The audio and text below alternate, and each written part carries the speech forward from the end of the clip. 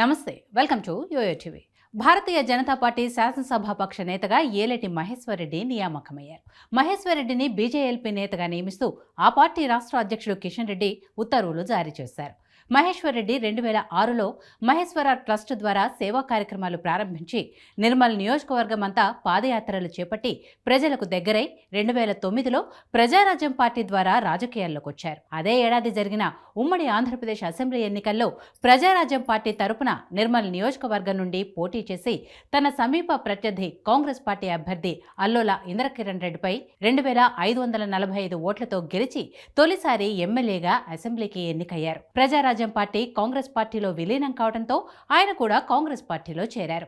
ఏలేటి మహేశ్వర్ రెడ్డి 2014లో జరిగిన తెలంగాణ అసెంబ్లీ ఎన్నికల్లో కాంగ్రెస్ తరపున పోటీ చేసి 3వ స్థానంలో నిలిచారు. ఏలేటి మహేశ్వర్ రెడ్డి అనంతరం ఆదిలాబాద్ జిల్లా కాంగ్రెస్ పార్టీ అధ్యక్షుడిగా నియమితులయ్యారు.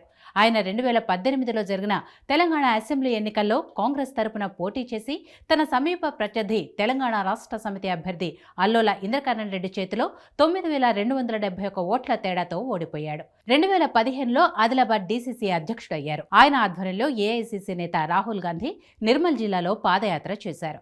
ఏలేటి మహేశ్వర్ రెడ్డి 2021 జూన్ 26న తెలంగాణ రాష్ట్రంలో ఏఐసీసీ కార్యక్రమాల అమలు కమిటీ చైర్మన్ గా నియమితులయ్యారు. ఏలేటి మహేశ్వర్ రెడ్డి పార్టీ వ్యతిరేక కార్యక్రమాలకు పాల్పడుతున్నారని పీసీసీ క్రమశిక్షణ కమిటీ షోకాజ్ నోటీస్ జారీ చేయడంతో 2023 ఏప్రిల్ 13న కాంగ్రెస్ పార్టీకి రాజీనామా చేసి ఢిల్లీలో బీజేపీ జాతీయ అధ్యక్షుడు జేపీ నడ్డా సమక్షంలో భారతీయ జనతా పార్టీలో చేరారు.